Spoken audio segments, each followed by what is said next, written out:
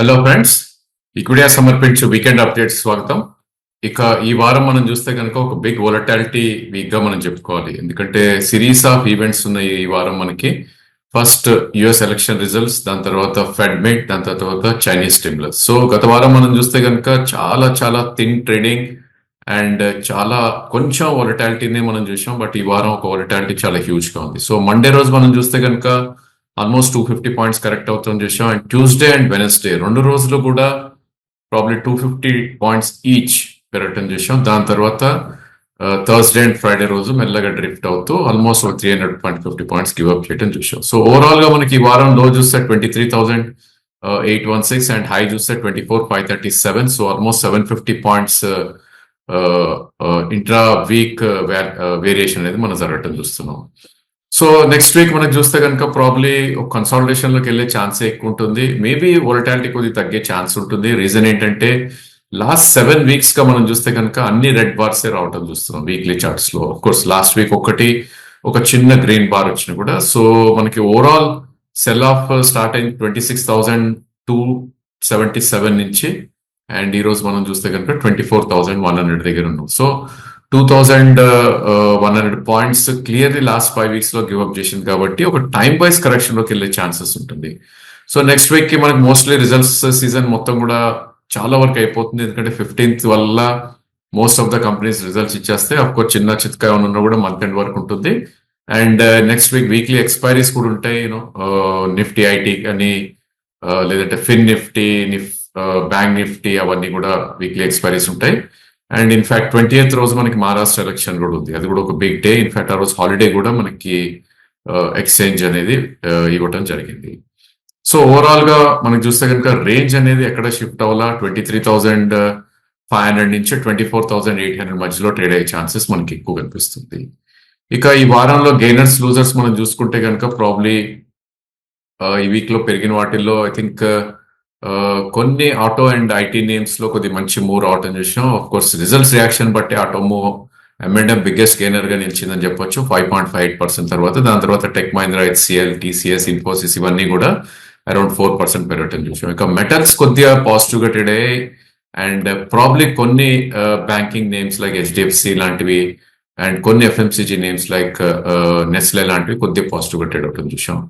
ఇక biggest loser Trent గా చెప్పుకోవాలి. Of course results reaction with in 2 days ఈ స్టాక్ ఆల్మోస్ట్ 9% క్రాక్ అయింది. సో ఓవరాల్ గా 12% గివ్ అప్ చేసింది ఈ వారం అని చెప్పొచ్చు. అండ్ పిఎస్యూస్ ఆర్ డిజాస్టర్స్ అని చెప్పాలి. సో పెరిగినప్పుడు ఎక్కువ పెరగట్లేదు, పడినప్పుడు మాత్రం విపరీతంగా పడుతున్నాయి. So coal India about 6% crack out అని చూసాం. ఇక అదర్ నేమ్స్ లైక్ ఎన్టీపీసీ కానీ, ఓఎన్జీసీ కానీ ఇవన్నీ కూడా anywhere between 3.5 to 4% correct out చూసాం.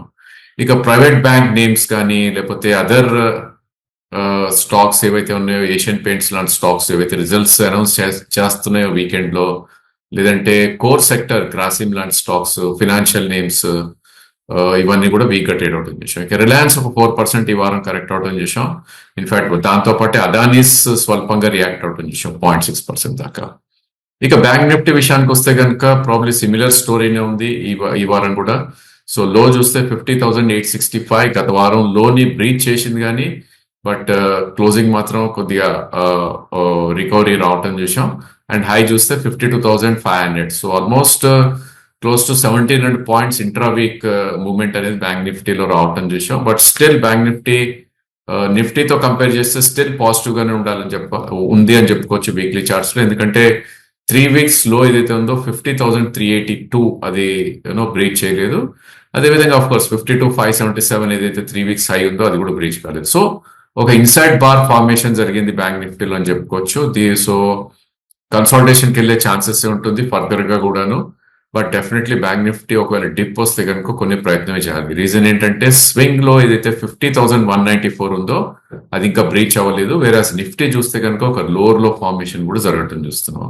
ఆల్ ఇన్ ఆల్ రేంజ్ చూస్తే 50,000 నుంచి 50,300 మధ్యలో ఈ 3,000 పాయింట్స్ రేంజ్ అనేది బ్యాంక్ నిఫ్టీలో కదలాడే ఛాన్సెస్ మనకి ఎక్కువ కనిపిస్తుంది. సో ఈ వారం బిగ్గెస్ట్ గెయినర్స్ గా మనం చూస్తే కనుక I think public sector banks ఈ వారం మంచి గెయిన్స్ ఇవ్వటం చూసాం మనం. స్టాక్స్ లైక్ పిఎన్బి కానీ, ఎస్బీఐ కానీ, bank of Baroda, So biggest gainer 3.7%, PNB, SBI దాని తర్వాత 2.67%. కొన్ని ప్రైవేట్ నేమ్స్ స్వల్పంగా పెరిగాయి, stocks like federal, HDFC and Kotak bank. And biggest loser is AU bank. So ఈ బ్యాంక్ లో కంటిన్యూస్లీ సెల్లింగ్ రావటమే చూస్తున్నాం. ఏమాత్రాన్ని కూడా మనకి అప్ మూవ్ రావట్లేదు ఈ స్టాక్ లో. Every time lower lows form అవుతూ వెళ్తుంది వీక్లీ బేసిస్ లో కూడా ఈ స్టాక్. సో 6% ఈ వారం క్రాక్ అవుట్ అని చూసాం. దాని తర్వాత ఐసిఐసిఐ బ్యాంక్ 2.5% క్రాక్ అయింది. అఫ్ కోర్స్ ఈ bank last couple of weeks గా పెరగటం కూడా చూస్తున్నాం. IndusInd bank, Axis and Canara bank స్వల్పంగా వీక్ అవుట్ అని చూసాం. ఇక ఇండివిజువల్ స్టాక్స్ లోకి మనం వెళ్ళి చూస్తే కనుక కొన్ని స్టాక్స్ ఏవైతే పెరిగాయి ఈ వారం చూస్తే కనుక కొన్ని మర్కీ నేమ్స్ లైక్ టెరాసాఫ్ట్ ఒక 45% పెరిగింది, ఐటీఐ ఒక 30% పెరగటం చూసాం. అదేవిధంగా కేఆర్ఎన్ స్టాక్ అబౌట్ 25% పెరిగింది. Gokul, Vimta labs of course results action 21% పెరగటం చూసాం. లోకేష్ మెషిన్ ఒక 20% పెరిగింది. దానికి ప్రధాన కారణం వాళ్ళు తయారు చేసిన గన్స్ ఏవైతే ఉన్నాయో 550 గన్స్ ఇండియన్ ఆర్మీ వాళ్ళు ఇండక్ట్ చేశారు అన్న ఒక వార్త రావడంతో. ఇంకా అదర్ నేమ్స్ లైక్ ఆర్ఈపిఎల్ కానీ, గోదా కానీ, ఎన్ఐటి కానీ ఇవన్నీ ఎనీవేర్ బిట్వీన్ 15 to 18% పెరగటం చూసాం. ఇక వీక్ అయిన వాటిల్లో ఓల్డ్ ట్యాంప్ ఒక 13% క్రాక్ అవుట్ అని చూసాం. అదేవిధంగా ఓలా ఎలక్ట్రిక్ వాళ్ళ రిజల్ట్స్ అనౌన్స్ చేసినాక ఆల్మోస్ట్ ఒక 12% కరెక్ట్ అవుట్ అని చూసాం. ఇన్ఫాక్ట్ ఓలా ఎలక్ట్రిక్ లో ఎవరైతే ఇన్వెస్టర్స్ ఉన్నారో వాళ్ళ లాకిన్ కూడా అయిపోవటం చూసాం. అందుకే దాంట్లో సెల్లింగ్ అనేది గురి కావటం చూసాం. అదర్ నేమ్స్ లైక్ ఎలక్ట్రోస్టిల్ కాస్టింగ్ కానీ, పాలిమెడ్ కానీ, లేదంటే ఏవిజీ కానీ, బిఎస్ఎల్ కానీ, బ్రిగేడ్ ఇవన్నీ కూడా ఎనీవేర్ 10 to 12% దాకా పడుతుంది చూసాం. ఇక ప్రతి వారం లాగే మనం ఈ వారం ఒక 4 స్టాక్స్ తీసుకోవడం జరిగింది. ఇన్వెస్టర్స్ ఎవరైతే మన యూట్యూబ్ ఛానల్ చూసి వాళ్ళ క్వైరీస్ అడుగుతారో, సో ఆ 4 స్టాక్స్ మనం ఇప్పుడు డిస్కస్ చేసాం.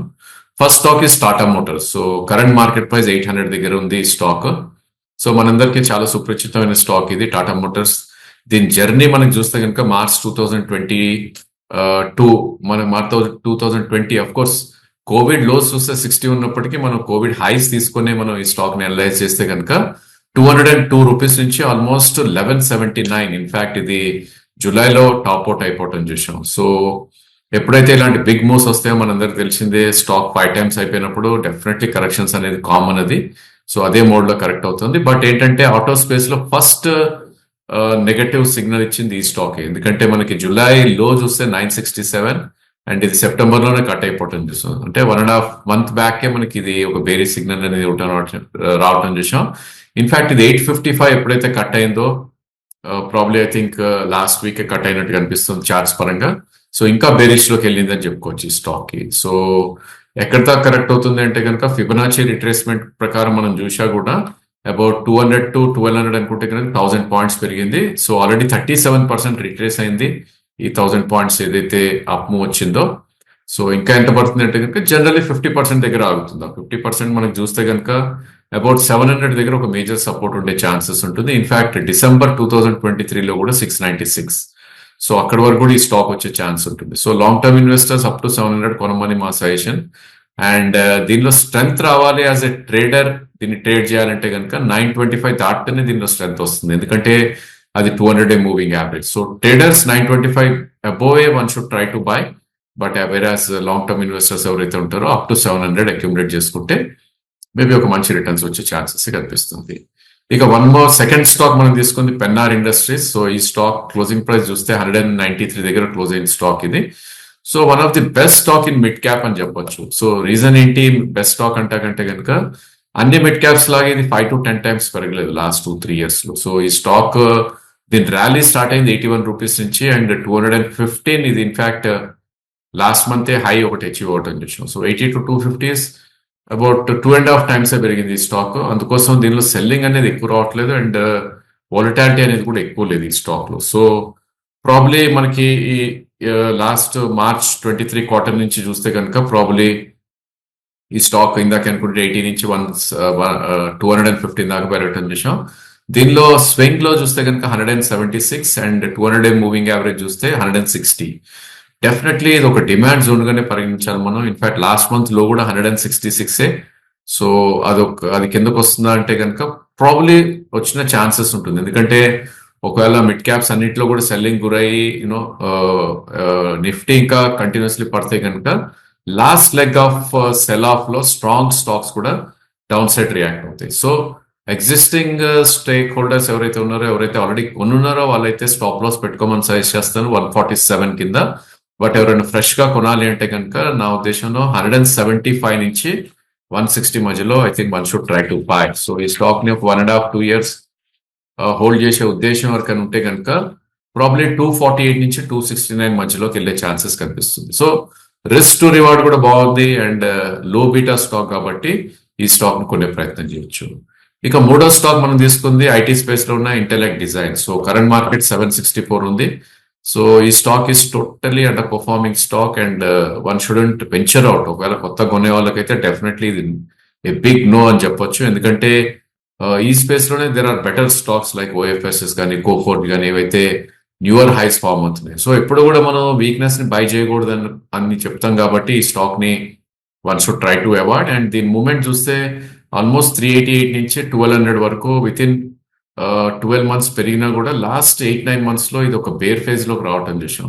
సో ఎప్పుడైతే 200 మూవింగ్ యావరేజ్ కట్ అయిందో 940 కింద, సో ఈ స్టాక్ ఒక బేర్ ఫేజ్ లోకి వచ్చేసింది. అన్లెస్ ఇది 911 పైన క్లోజ్ అవుతేనే మళ్ళీ స్ట్రెంత్ అనేది ఎగ్జిబిట్ చేస్తుంది. సో ఆల్ ఇన్ ఆల్ ఈ స్టాక్ చూస్తే కనుక ఒక స్వింగ్ లో ఏదైతే 625 ఉందో అది ఒక సపోర్ట్ పాయింట్ గా ఉన్నప్పటికీ probably there are better stocks కాబట్టి వీ షుడ్ అవాయిడ్. ఇంకో స్టాక్ ఇదే స్పేస్ లో కేపీఐటీ కూడా బిలో 200 మూవింగ్ యావరేజ్ కింద ట్రేడ్ అవుతుంది. సో ఎప్పుడు కూడా సెక్టర్ లో మంచి స్టాక్స్ చూస్ చేసుకుంటే దట్స్ ఎ గుడ్ ఐడియా అని మా ఉద్దేశం.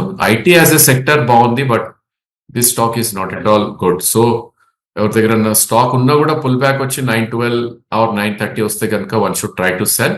అండ్ 620 కింద definitely closing basis stop loss కూడా కంపల్సరీగా పెట్టుకోవాలి. ఇక నాలుగో స్టాక్ మనం చూస్తే కనుక ఎల్ఐసి హౌసింగ్ ఫైనాన్స్. సో మనందరికీ సుపరిచితమైన స్టాక్ ఇది.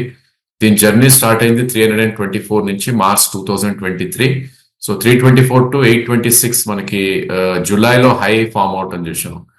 ఎల్ఐసి హౌసింగ్ లో 794 was all time high and in fact 826 ఈ సంవత్సరం మనకి రావటం చూసాం ఇందాక చెప్పినట్టు జూలైలోనే.